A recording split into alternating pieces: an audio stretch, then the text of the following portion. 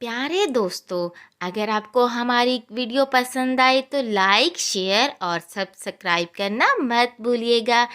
ये कहानी हम आपके लिए लेकर आए हैं। दोस्तों, बड़ी मेहनत के साथ हम ये कहानी बनाते हैं और आप लोग हैं कि बिल्कुल भी सब्सक्राइब नहीं करते। ये कहानी है हमारे कालू कव्वे और आलसी कव्वे की। गोरी कव्वी, तुम सुबह से शाम होने को आई है, तुम अभी तक आराम ही किए जा रही हो। कालू जी, आपको बताया तो था, मेरे पैरों में हाय बड़ी दर्द है, मुझसे तो उठा भी नहीं जा रहा। मैं सच बोल रही हूँ, मैं क्या करूँ? बस करो बस करो, तुम्हारे ये नाटक है कि ख़त्म होने का नाम ही नहीं लेते। या काम धंधा कोई करो, वरना चलो अपने मायके। वो तुम्हारी माँ ही तुम्हें मज़े मज़े के खाने खिलाएगी बिठाकर। मेरे मायके जाने की ज़रूरत नहीं है कालू जी, मैं बता रही हूँ आपको। हाँ, मैं काम करती तो हूँ। कल मेरी कमर में दर्द था इसलिए नहीं किया, परसों मेरे सर में दर्द था और आज तो मेरे पाँव बहुत सूजे हुए हैं। सच कह रही हूँ, मुझसे नहीं हिला जा रहा। आप आज मेरे लिए भिंडी की सब्जी। वाह वाह, तुम्हारे लिए भिंडी की सब्जी बनाऊं? दिमाग खराब तो नहीं हो गया तुम्हारा? सारा दिन का थका हारा घर आता हूँ।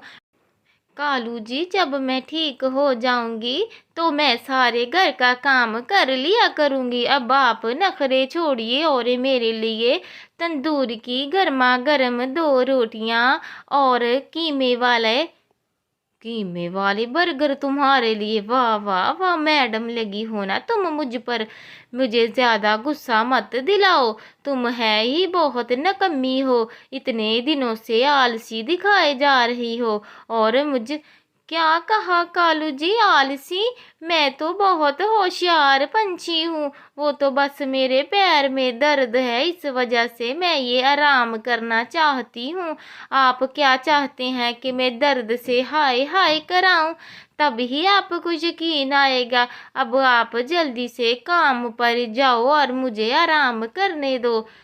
अगली सुबह प्यारे दोस्तों, कालू कौवा अपने घर से अपने काम पर निकल जाता है। वो सुबह से शाम तक काम पर रहता और मेहनत मजदूरी करता। उसे जो भी कोई पंछी काम धंधा दे देता, वो बहुत मेहनती कौवा था। वो सारा दिन वो काम करता। एक दिन वो जल्दी घर आ जाता है।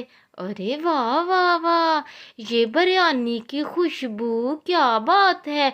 मेरे घर से गोरी कव्वी ने बिरयानी बनाई। यकीन तो नहीं आता, वो तो इतनी आलसी है कि तौबा तौबा, जान भी नहीं छोड़ती, सारा दिन मरी रहती है।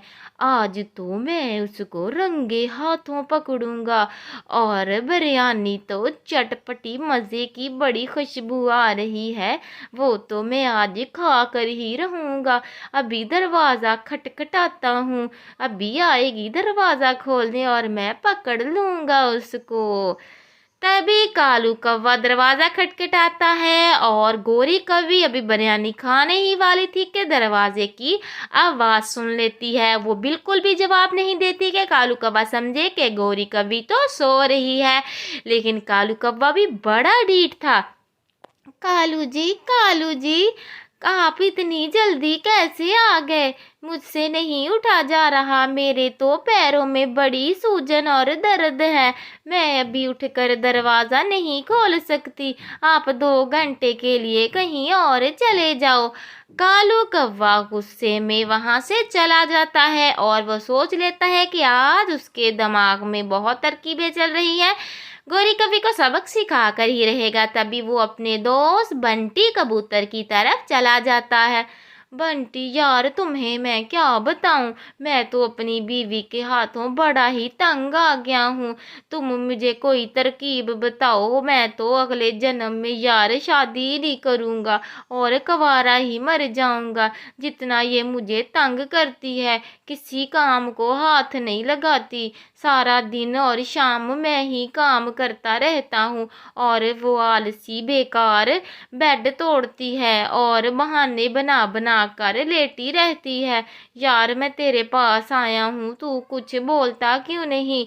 मुझे कोई ना कोई उपाय ज़रूर बताओ ताकि इस गोरी कव्वी को सबक भी मिले और मेरी जान छूटे।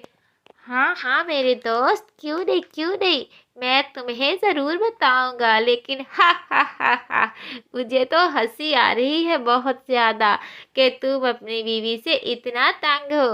मेरे पास एक उपाय है, हम चिड़िया डॉक्टर के पास जाते हैं और वो हमें कोई ना कोई उपाय ज़रूर बताएगी। तभी दोस्तों बंटी कबूतर और कालू कौवा डॉक्टर चिड़िया की तरफ चले जाते हैं। लेकिन उससे पहले कालू कौवा कहता तुम मेरे घर चलकर सारे हालात देखो। नमस्ते भाभी जी, नमस्ते, कैसी हो आप? और ये खाने में क्या बनाया है यार? खुशबू तो बड़ी अच्छी आ रही है। भाभी जी बोलती क्यों नहीं? अरे कमबख्त मारे, मेरे पैर में दर्द है और मुझसे नहीं ये सब्जी वगैरह बनती। ये तो कालू जी हैं जो ऊपर हंडिया चढ़ा कर गए हुए हैं।